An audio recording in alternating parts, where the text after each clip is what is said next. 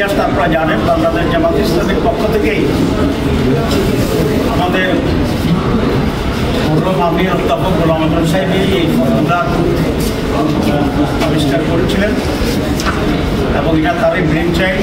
পরবর্তী পর্যায়ে এটা একটা জাতীয় ওষুধ ছিল এবং কেয়ারটেকার সরকারের অধীনে ইতিমধ্যে কয়েকটি নির্বাচন হয়েছে।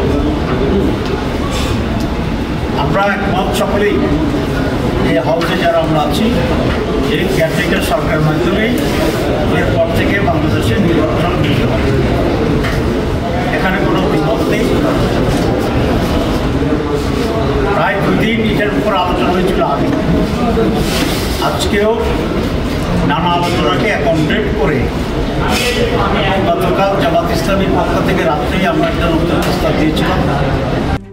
RICL TMX, যুগের পর যুগ স্থাপনা থাকে মজবুত।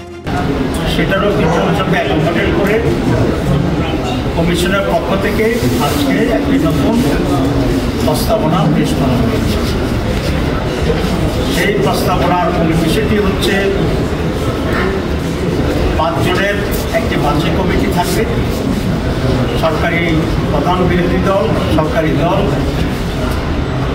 অথবা আপনি এটাকে বলতে পারেন যে প্রধানমন্ত্রী এবং বিরোধী নেতা, স্পিকার এবং ডেপুটি স্পিকার বিরোধী দল থেকে হবে, আর দ্বিতীয় বৃহত্তম বিরোধী দল থেকে একজন হবে।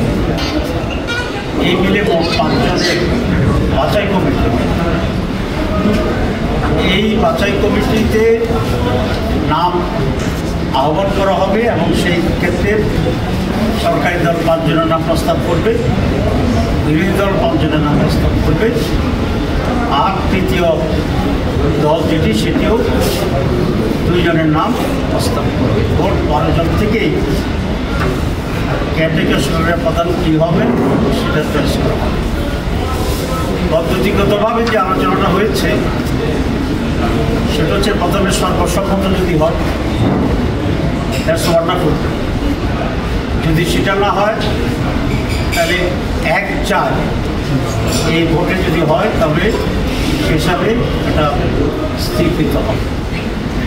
যদি সেটাও না হয় তাহলে একটা র্যাঙ্ক চয়েস যেটাকে বলা হয়, প্রেফারেন্সিয়াল ভোট 1-2-3 ভোটের মাধ্যমে হবে। তবে সেখানে বাছাই কমিটিতে যে 5 জন, তার সাথে আরও 2 জন নতুন ভোটার যোগ করা হবে ভোটার হিসাবে। সেটা হচ্ছে বিচারপতিদের কাছ থেকে, সুপ্রিম কোর্ট থেকে একজন বিচারপতি এবং হাইকোর্ট থেকে একজন বিচারপতি, এই মিলে 7 জনের একটা ভোটার লিস্ট হয়। আগের যে 5 জন প্লাসের এরা র্যাঙ্ক চয়েসে ভোট দিয়ে যিনি মেজরিটি পাবেন, নাম্বার 1 হবেন, তিনি প্রধান উপদেষ্টা হিসেবে বিবেচিত হবে। এখানে একটা প্রশ্ন আসে যে 2 জন বিচারপতিকে কীভাবে এখানে কেন আনা হচ্ছে?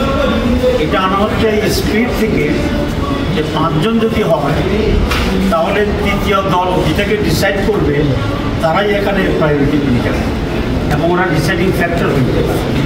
সে কারণে আরও 2 জনকে ভোটার নিয়োগ করা হচ্ছে, যাতে করে একক ডিসাইডিং ফ্যাক্টর হিসাবে কারো অবস্থান না হয়।